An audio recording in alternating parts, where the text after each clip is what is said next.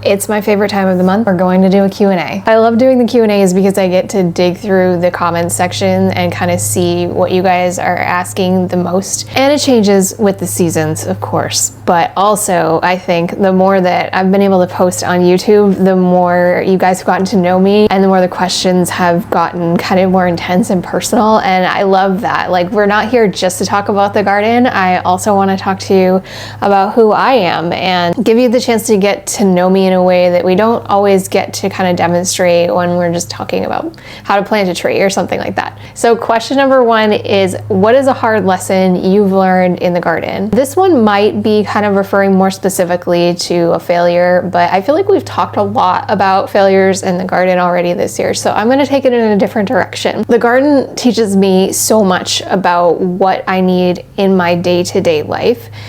And I think this year, the biggest, hardest lesson that I've had to process in the garden is that we all just want to be seen. And this really applies to plants too. I think a lot of new gardeners go into gardening with this idea that we're here to intervene at all costs. But observation plays such a big role in the garden, and it makes such a big difference in making you a better gardener. This has come into play for me because when I was diagnosed with all of my chronic illnesses, my autoimmune stuff and everything that I have going on, I really did feel a major sense of overwhelm and of grief. And one of the things that helped me kind of accept this new stage of life that I was in was feeling seen and knowing that I was not alone. And I've been pretty good at applying this in my day-to-day personal life, but I don't think I've been as good at applying it to the garden. I talk a lot about thinking of your garden in terms of sensory inputs. So people will ask me how often to water, for example, and I'll tell them there's no one clear-cut answer. You need to learn what properly damp soil feels like. You need to just get in there and feel it and see it and smell it. So when we're talking about sensory inputs in terms of the visual, that can be things like, are these leaves yellowing? Are they kind of the wrong shade of green? Are they getting really brown and crispy in a way that's super obvious? This is why I promote the idea of kind of doing a quick garden walk around every single day. It doesn't have to take long. It can be 5 minutes where you're just spending time observing the garden and taking everything in and making mental notes for when you do have more time to actually take action if it's needed. But a lot of the times I think we take action too soon and we're a little bit too proactive in trying to correct things in the garden. So just try observing the garden and see what happens. How do you decide when to break the rules? I break so many rules in the garden, and we talk about this all the time on the Garden Girls podcast. We did an episode that was all about composting, and we called it like the lazy gardener's guide to composting because none of us are doing it right. I think the best way to decide when to break the rules is after you've learned what the rules are. So this happened a lot when I was learning photography, for example. You need to learn things like the best lighting, the best composition, so that you know how and when those rules don't need to apply. To be perfectly honest, in the garden, I break rules all the time without even realizing it. I am not an expert gardener. I have never claimed to be. I don't want to be. I'm just here to show you a regular person growing their own food in the backyard and making mistakes along the way. So I think breaking the rules is the best way to learn, but I really want to encourage you to decide to break the rules in circumstances where you might not even have done the thing if you had to follow the rules and do it the right way. I would rather you do it wrong and break the rules than not do it at all. So if that means you want to try growing snap peas and you don't have any way to trellis them and have them grow up something, so what? Try breaking the rules. Try seeing if you can get them to grow sprawling along the ground. Just see what happens, experiment and take notes and adapt for next time. Why did you grow so many pumpkins? So last week we did a full pumpkin harvesting video, and I didn't really explain this super well, but there was just like this enormous pumpkin patch, and we probably picked like over 100 pumpkins. I want to say closer to 200 total over the course of the last few weeks. So you might not know this, I do talk about it sometimes, but I share this property with my family. So my mom was growing a lot of those pumpkins. She does flower farming, and she was growing the pumpkins so that she could do like dried floral flower arrangements kind of on top of the pumpkins. They're like everlasting bouquets for Thanksgiving, and she just sells them like in the local community. But she had way more than she planned to have. So I just planted one single pumpkin plant that was supposed to be sugar pie pumpkins, but they ended up turning white. She had planted, I want to say like 8 or 10 like snowball plants and sugar pie pumpkins, which hers also never turned orange. So I think something about like the snowball pumpkin genetics, like it just overtook whatever made the sugar pie pumpkins orange. So we only got white pumpkins, and she just had way more than she needed. So we just harvested all of them, and I've actually put a little pumpkin patch out on the side of the road, and we're just kind of selling them. How do I refresh my garden beds? This is coming up a lot this time of year, and I totally understand why we're resetting things for fall. I do have a video where we did a full fall planting, and I talk a little bit more about this. But if you start with a really high quality compost,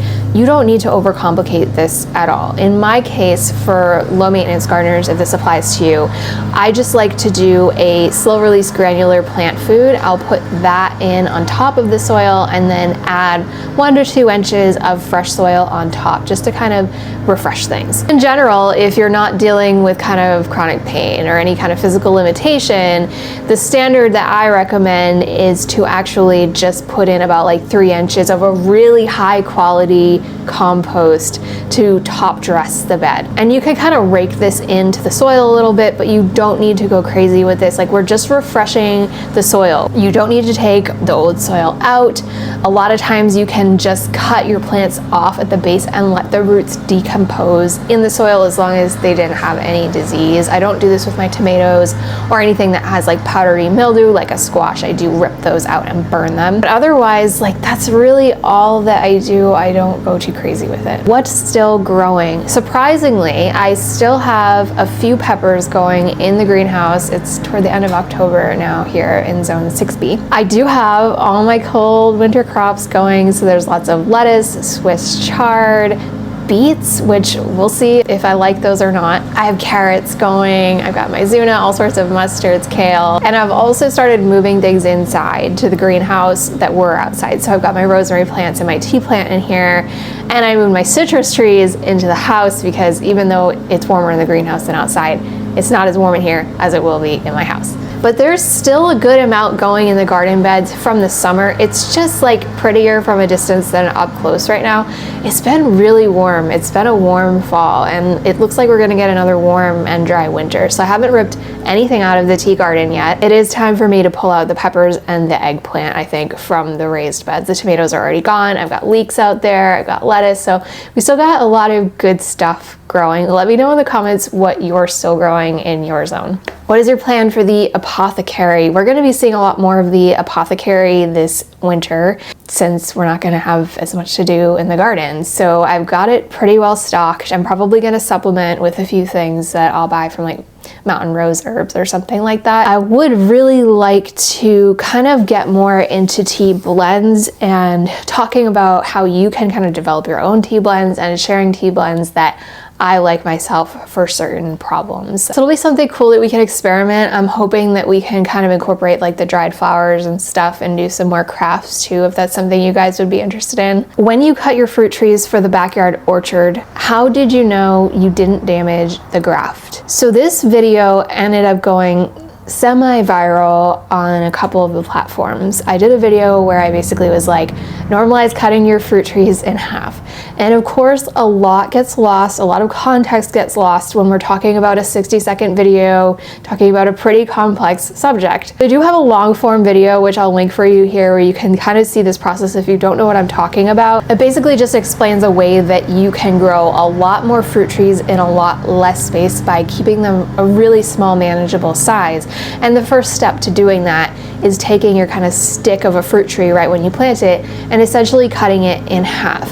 Now, I don't really understand where this confusion is coming in because I've only ever seen grafts done kind of at the root or the base of the plant. Maybe this comes more into play when you've got a fruit tree that's grafted with multiple different types of fruit. Maybe that would be a higher up graft point. But I've never had this problem. So we're cutting a 3 to 4 foot tree in half, so down to 2 feet, but the graft point is still a foot below where I am. There's absolutely no reason to be concerned that I'm anywhere near damaging the graft point in that video. This is a hard one. I don't even want to answer this one. How are the bees? I have been processing this for the last couple of weeks now, but I do have to tell you that the bees did not make it. I'm not sure what happened. They were doing really well up until that tree fell right near them. And even after that, they were still going for quite a while. Like you saw them in the background of my videos. But I think something about it just threw them off. And they ended up absconding the hive, which means that when I opened it up, there were actually no bees in there at all. I noticed because there were a whole bunch of like robber bees kind of coming into the hive, and that was how I figured out that something had gone wrong. So I had to wait for the robber bees to leave. They left like no honey, like just a tiny little bit of honey. And there were just no bees in the hive, which it's a little bit less sad than when a hive collapses and there's tens of thousands of dead bees, which is it's just very sad to see. But when they abscond, it's usually this late in the year, they just abandon the hive, usually due to pest pressure, could be varroa mite most likely around here. I think that they have a better chance of survival by starting over, but the issue is that they're starting over so late in the season that they really don't stand a chance. So they left the hive, I don't know where they went.